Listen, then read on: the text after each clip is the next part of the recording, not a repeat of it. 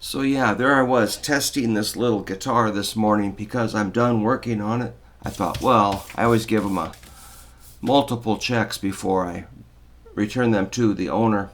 And that's when I wrote this little Walking the Beans Over You, which is meant to be, it just came out really, but I thought I would make it sort of a fun song for my students. It's so you got your pointer finger is going to really stay at the second fret, as it does on many songs that I teach and play. You just lock in your pointer finger on the second fret, and that gives you the A chord, which can be 2 strings. That's A5. Then I'm going to dig in with my middle and ring for this kind of bass figure. Check it out.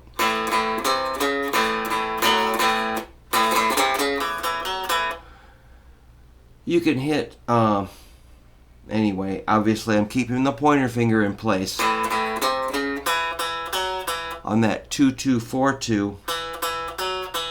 You can hit just the 4th string or 2 strings. Totally your choice. I just wrote it out as isolated on just the 4th string. And then I go over to this real classic basic country bending kind of an A major sound. If you like the Rolling Stones, they definitely use that lick.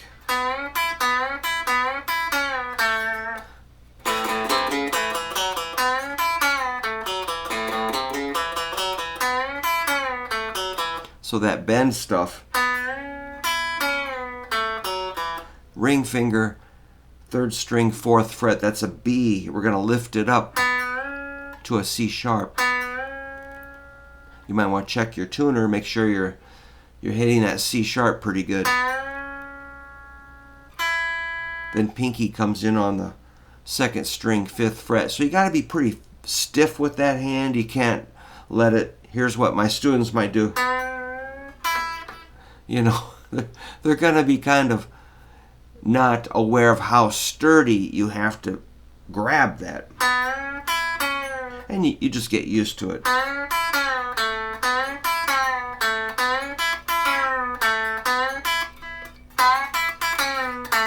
Missed.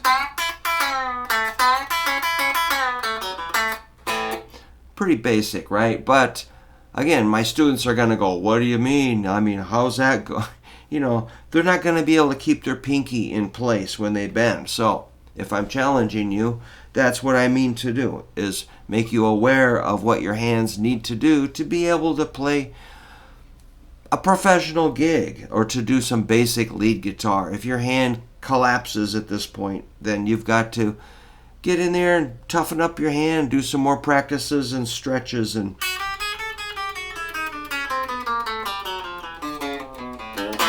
all that kind of chromatic work. So yeah, you bend and hold the bend. Hear that? I'm still holding it. I've got 9s on this guitar for string gauge. 9s are pretty good for Fenders. 10s are going to be a little more stiff. 11s are going to be pretty hard to bend. I finally settled on what I like on Fenders is 9s. Even some Gibsons I'll put a 9s on, except for Jaguars have to have 11s because they're just so loose. The tension, they just need that firm feel. Alright, so there's 2 of these A riffs. Let me play 2 A's, then we'll go to the D.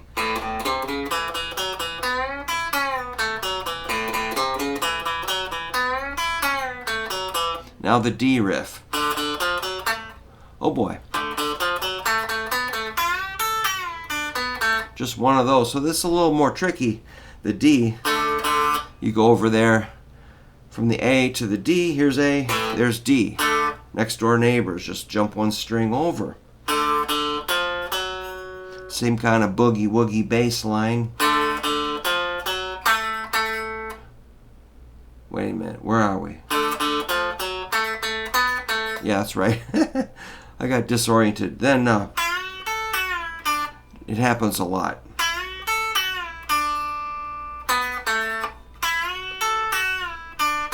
So we have to compensate for that wacky tuned B string, which is tuned like a half step down from the way these are. So that makes the shape different for everything. And so that's going to look like 0, 0, 3, 4, 2, 2, 4, 2. Now we got to jump up here. Got to shift. So here's our D note you're going to kind of hang on to. That's our target.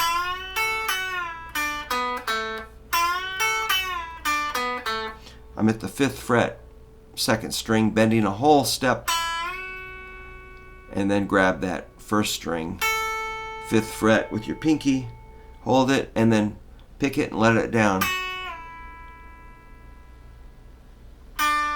D, B, A. We'll do it again, the whole riff real slow.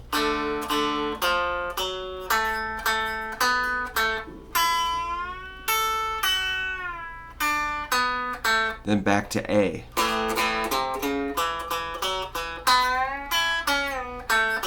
Here's E. Just move it towards the ceiling. That's an E. Same kind of rock and roll riff, which we've covered on this channel probably hundreds of times. This kind of riff, you know, and I'm always astonished. People are like, what's that? You know, hey, we've covered this. Then you got this stuff.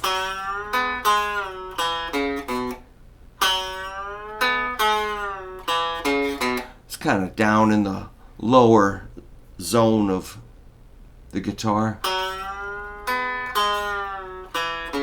That's 4th string, 4th fret, F sharp. You're bending it up to a G sharp. Check your tuner.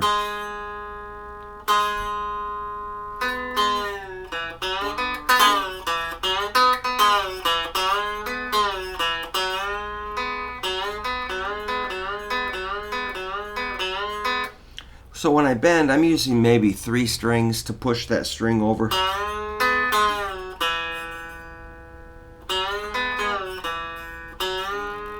Pinky hits the 3rd string, 4th fret B. Let it down, E. Then there's a 4-2, a C sharp B on the 5th string. And back to the A riff. That's pretty fun. Alright, I'm going to play the whole thing. 1, 2, ready, go.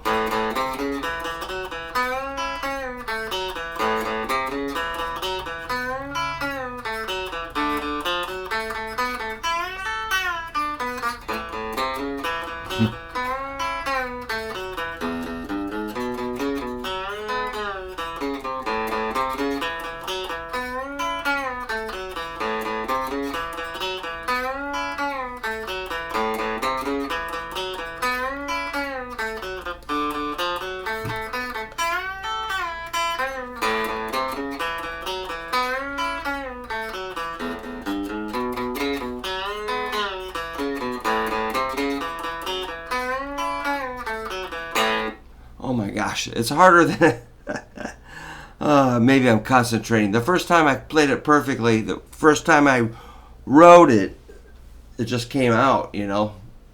It just fell out of the sky. So, you know, when you're writing, to be a songwriter,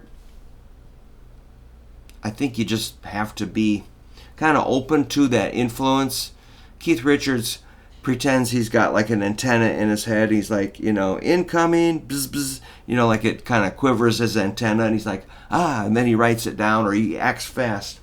I'm kind of the same way. I don't think Keith Richards uses Guitar Pro, and I don't think he films his own videos. I don't know if he's got his own studio. Hopefully he still has a cassette deck like he did when he wrote Satisfaction, but you know, if I have the luxury of having a studio in my basement. This computer works as a studio. I've got my camera, my phone, and my Guitar Pro software. Plus, I have a notebook and a pencil. And so, if an idea comes in, I just like, all right, let's just do it. Let's get it done, like right now. And that's how I get songs done. And this is very minimal. That's why it's kind of fun. Because, like, think about Rebel Rouser by Dwayne Eddy. All it really is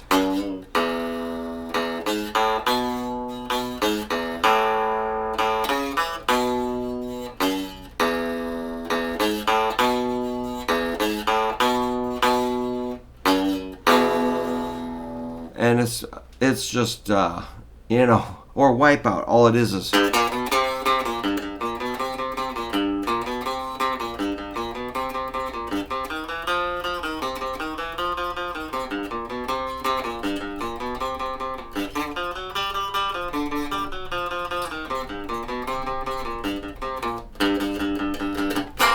so that really minimal, simple, repetitive thing. It's kind of trashy. It's kind of lo-fi. It's kind of, low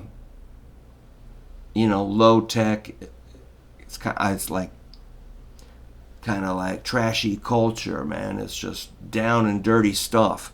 But if you play this for people, they will dance. I guarantee. Like I have one I call it Rambunctious. I can't even remember. I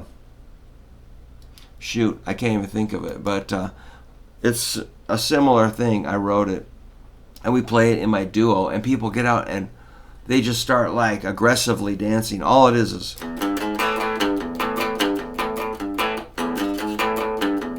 no, that's the whole song.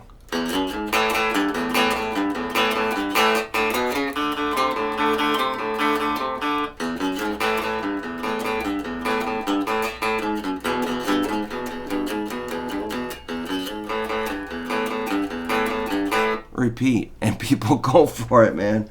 I don't know. Am I like making the world a worse place by writing simple tunes?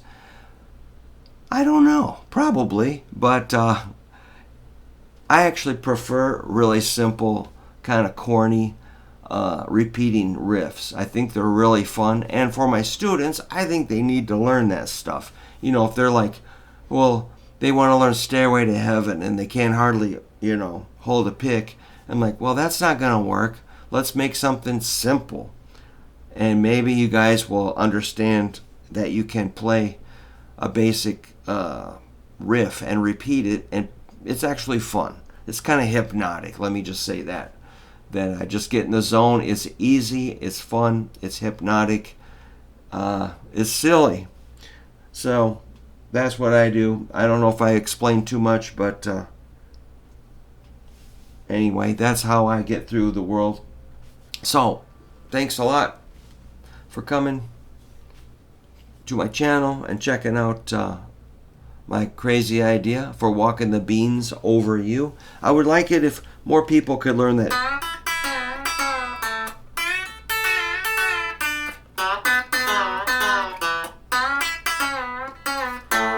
basic country pickin', just because it's fun. All right, that's it.